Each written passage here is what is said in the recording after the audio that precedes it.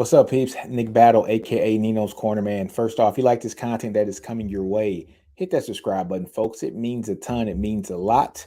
Also, folks, if you're listening to this in the podcast, man, whether it is Apple Podcasts, Google Play, Stitcher Breaker, the whole nine there, like, comment, subscribe, share. Means a ton, means a lot. But today, folks, we're going to do a recap of Texas versus ULM, the game that happened on Saturday night at DKR. But prior to that, folks, let's get into our sponsors, folks. First sponsor is betus.com. Get 125% sign up bonus using the code NinosCorner, or go into the description, click that link down there, folks. Get you 125% sign up bonus. So, folks, when you go bet on the next game, whether it is the Clemson versus Georgia Tech game here on Monday or Texas versus Alabama next week, hit there, betus.com, 125% sign up bonus. Next sponsor, folks, is Manscaped.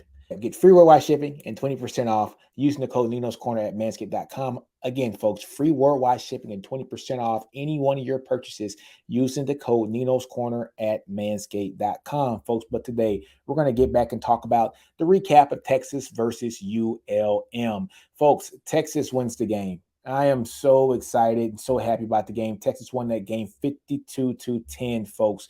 Great game by Texas. Started off a little shaky on the offensive side of the ball, with Quinn Ewers actually throwing a interception on the second pass of the game. Could have been an interception on that first pass of the game as well, but it looks like Worthy kind of broke that up. However, since that moment, a great game of adjustments from Coach Sarkisian and staff to basically get that offense on track. So first off, folks, we're going to talk about the offensive side of the ball, and then we're going to talk about the defensive side of the ball, and then we're going to end this. It's going to be a really quick podcast here, folks.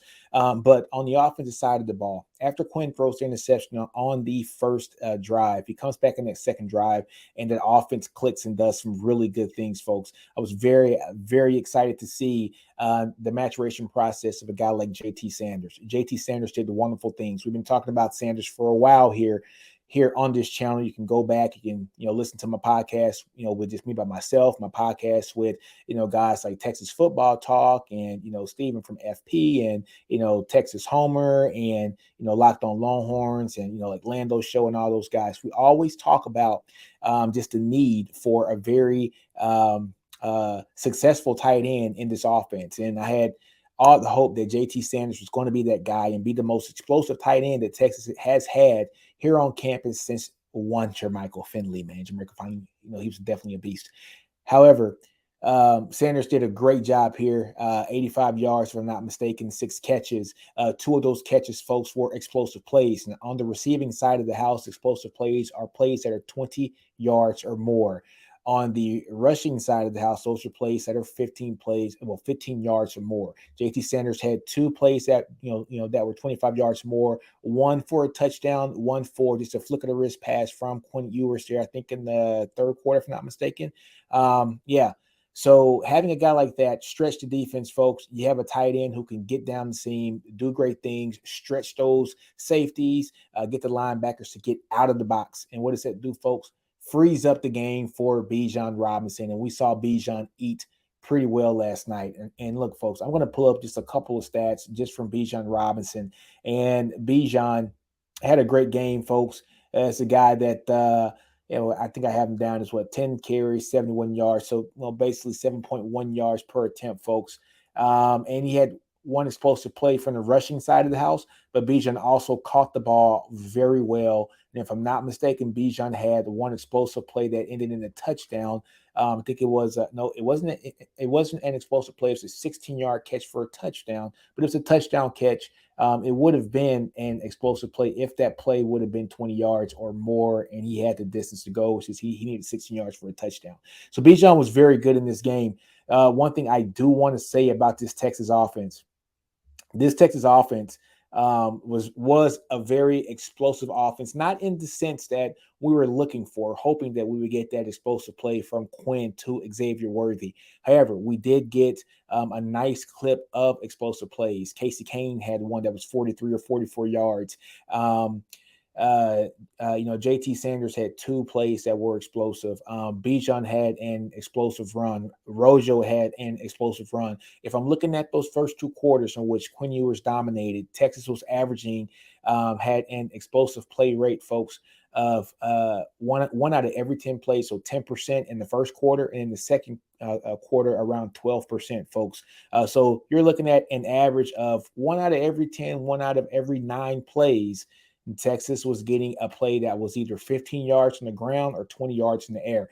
It's very, very good for an offense to have that ability, to have that quick strike ability to get chunks of yardage when necessary.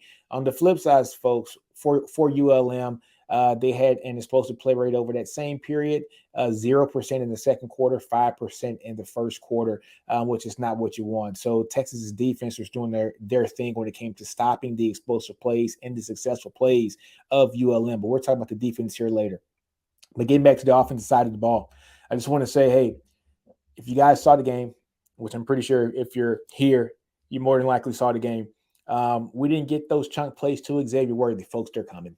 They're coming. They got to get back on track. And I talked about this with Texas Football Talk here just a little bit earlier today. And, talking to Jeremy, basically I was saying that when Quinn threw that first interception, you can see he was kind of waiting for stuff to get open before throwing deep balls. And so he didn't have the touch that I think he needed to make those throws. But he was very comfortable with the underneath. And the check downs was doing very good there and moving the ball like we're supposed to move. But folks, this is a long season. We got at least 11 more games. At least 11 more games. We're going to have those games where Quinn is going to get on track with his wide receivers. I don't think it's going to be a problem at all. Xavier Worthy and Quinn are roommates. They're going to be on the same page, folks. It is going to happen. Bookmark it. It is what it is. You might see it this weekend against Alabama. Good game by, Casey Kane. Casey Kane being a guy to be able to take a quick pass and turn it up for 43 yards was something extraordinary. Like I said, we already talked about JT Sanders. We talked about the emergence, folks, of Jonathan Brooks. Jonathan Brooks had a really good game, folks. Touchdown. His vision is almost second to none on this team. He has great vision, great footwork, and that was basically shown here in this game with just the amount of carries that he had in the vision that he had to get that touchdown there. I think in the third or fourth quarter. Rojo, we know what we got in Rojo, team leader, guy that's going to play on Sundays, had a great game as well. Bijan is Bijan. It is what it is. Wouldn't have to say anything else. What I really want to harp on here, folks. I really want to harp on that young Texas offensive line. I want to say just how great Kelvin Banks Jr. did at that left tackle position. I want to say how great he did when he was next to Hayden Connor. Great left side. Amazing. Jake Majors did a really, really good job at the center position. I think, to be all honest, folks, I had a fantasy draft for Locked on Longhorns, so Jay Davis, and I said, hey, Locked on Longhorns, Jake Majors is my third most important player here on the Texas team. And he goes, why? I said, it's not about the talent standpoint. It's about we have one center that has had in-game reps, and that has been Jake Majors over the last 2 years. And he cannot get hurt. I need him for 12 games. And he shined this game, and that was great. Great. We need Jake Majors to play that exact style of ball, that exact kind of ball here for the rest of the season. Going over to the the right guard position, having a guy like Cole Hudson, another freshman that came in and did great things. Seamless guy, blocked very well, especially paired in between Jake Majors and I'm going to say the guys who I think was the star to me of the line last night, and that's Christian Jones. Christian Jones moving from the left tackle to the right tackle position. Guys, Quinn Ewers hardly had any pressure on him last night. Those bookends at tackles between Kelvin Banks Jr. and Christian Jones was extraordinary. I'm telling you, folks, Christian Jones moving to that right side, having his more dominant foot, be on the outside to where he can kick back. It's wonderful. And I think that's his natural position. And I think he has an opportunity, if he continues to play like that, to be drafted or make somebody's roster next year. I know people think, Nino, you're drinking the Kool-Aid. No, I'm just seeing what we've seen here. Christian Jones against ULL last year was for, let's be honest, didn't have the best of game last year. He was coming into his own towards the end of the season. But now you've gotten a guy, I think, who is really where he should be at that right tackle position, and opened up for a guy like Kelvin Banks Jr. to go to his natural position of left tackle. And you're seeing exactly how this line can work as a cohesive unit here at Texas. So that starting offensive line, I thought, did an amazing job, a beautiful job. Great pocket was set up here, for Quinn Ewers and team, and I think it worked wonders. Now I want to talk about the backups that came in. Honestly, I'll talk about one person. I'm going to talk about Connor Robinson. Connor Robinson came as a backup center there in the third and the fourth quarter, and he played outstanding. And to see him play, come in as a true freshman and get some snaps, in-game snaps at center, makes me more at ease to understand that if something does happen to Jacob Majors, we do have guys like Logan Parr that can come in as well, but also some young blood as well. And Connor Robinson, he played very well last night. He's a little bit undersized compared to, to the other guys. I think he's around 290, 295 or so. He's going to put on weight to get stronger, but he held up. He held up to the test there against ULM, and he played very well. Made me feel much more comfortable with that center position, knowing that guy from Westlake came in and did his thing. That freshman offensive line, folks, that freshman offensive line class for this year, it's a good one, folks. We're going to have some great lines here for the next few years, barring injury. And I'm excited to see those guys. We saw Agbo play. We saw DJ Campbell have I think 3 or 4 snaps as well. We saw Big Ken Williams play right tackle, I think in the fourth quarter as well. So they were in there, basically just to a run block. But seeing those guys in the field and just seeing their mass, just shows exactly what Cal Flood wanted, and it shows exactly what Cal Flood got here on the line. But folks, let's swap to the defensive side of the ball. Now, we talked about the offensive line. Now, let's talk about the defensive line. Last year, we had plenty of reports that said that the defensive line was going to be stellar because they were dominating the offensive line last year. And we just came to the fact that the offensive line wasn't what we thought they were last year. And since they weren't what we thought, the defensive line wasn't what we thought either. I thought the defensive line got pushed back a lot last year. And it was disheartening to see the team, like that on the trenches side of the house there. But last night, folks, we got a lot of push. Coburn, he did great things. I mean, having the sack up there from the middle, and he did great things last night. I thought Coburn, from the interior defensive line aspect last night, was probably the most efficient, the most fluent, the most volatile, the most nasty player in the inside last night. He took on double teams. He was able to split a few. He got sacks. He pushed the pocket back. That is the Coburn that I have been wanting to see on a continuous basis. And it seemed like that motor did not go out the whole game. And I think the motor didn't go out the whole game because not only do we have Coburn, but we have a guy like Byron Murphy behind him. We got a Vernon Broughton, right? We got a Sweat. We got a Ojimo. We got guys that are really good, and they're finally being developed here in Texas because they've been in the system for more than 1 year, and they're getting some continuity there, and they're playing with each other and for each other. That's the main thing. This Texas defensive line is playing for themselves, for each other, and you're seeing it. When Coburn came out and Byron Murphy came in, you're like, oh my, this boy can ball too. He was taking on double teams all night. Wonderful thing to see. Ojimo leaves, and you have a guy like Vernon Broughton and Trevonde Sweat come in, guys. Great effort. The team didn't skip a beat. That defensive line had a great job. Now, let's talk about the edges here for a minute. We saw a guy like Baron Sorrell come in and had 2 sacks last night, either 1.5 or 2 sacks. But guess what, folks? In that one game, if it's 2 sacks, he damn near had just as many sacks in one game this year than anybody on the Texas defense had the entirety of last year. I think Ben Davis led the team in sacks with 2 or 2.5 sacks. But Baron Sorrell had 2 sacks himself last night. He played amazing. Tucker Dorsey, Jalen Ford played really well last night, folks. I mean, very well last night, to where they were in their gaps. They were in their position to be able to stop the ball. You didn't hear a lot from them, and I thought that was good because guess what? If you didn't hear a lot from them, it's because those guys up front were taking care of business, and that was great. But they did so damn good of a job that they were able to put Overshine, or I think PK has been wanting to do with him since he's gotten here, and it's made him his personal chess piece and put him all over the field. And we saw Overshawn on that goal line play when ULM faked the handoff and the quarterback was going to bootleg and he had nothing but grass in front of him. Overshawn comes from behind him, tackles him for a 5-yard loss, and he basically saved 4 points there for Texas. That was going to be a touchdown. They ended up having to settle for a field goal, and that was the only points that they had prior to going into the fourth quarter. So kudos to to Overshawn, who I think is going to be a game changer this year. He's one of my favorite players at Texas, and he's one of those guys you're like, I just want to see so much more from him, and I think we're finally going to see it because we're utilizing Overshawn the way that he should be, because now we have the players to be able to put him where we feel that we have a matchup, a mismatch, and put him on the weakest link on that offensive line, or put him up to where he can get to the quarterback as soon as possible. We saw him last night. Edge rush. We saw him drop back sometimes in coverage. We saw him play middle linebacker. He was all over the place. Thought that was great. Thought that was wonderful to see. The defensive side of the ball, folks. The defensive backs. Ryan Watts, man, is he a physical specimen? Great game, great stoppage of the run. He stopped the run very well last night. He's a big guy, man, and so he's playing the boundary, corner, and we're seeing Jamison playing the field corner, and I think that's perfect.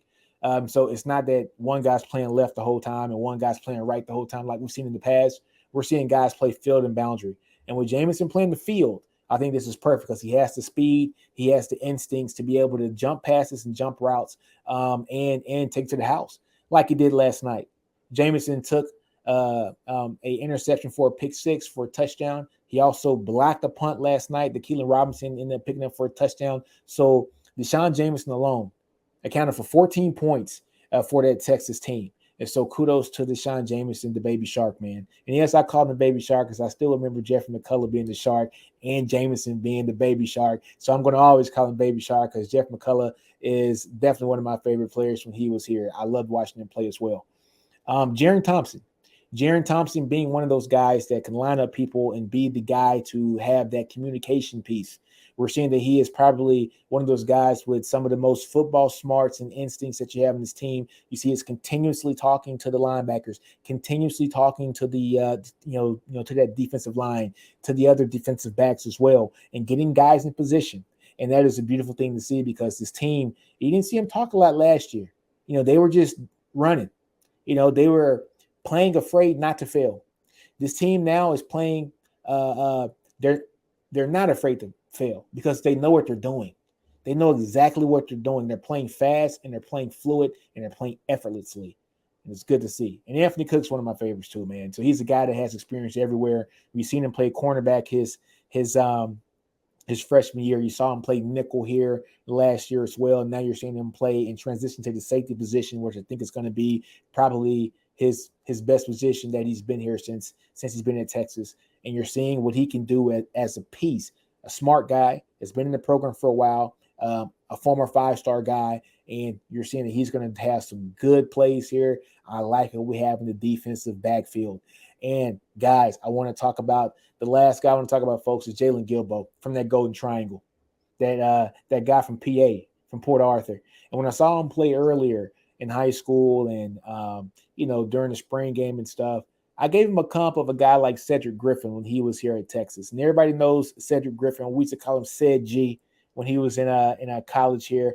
I was his RA, by the way. It's kind of weird. I'm getting old. But but Ced G, man, Cedric Griffin was one of those guys, very physical. I mean, a very physical player that played a long time in the league because he was so physical. I think he played for the Vikings and I think the Washington Redskins as well. But a very, very physical guy at the cornerback position.